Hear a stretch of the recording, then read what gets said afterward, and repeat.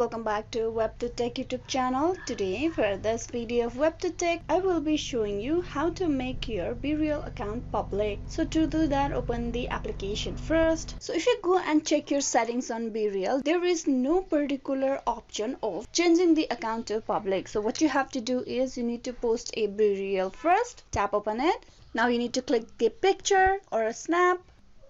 You tap on send.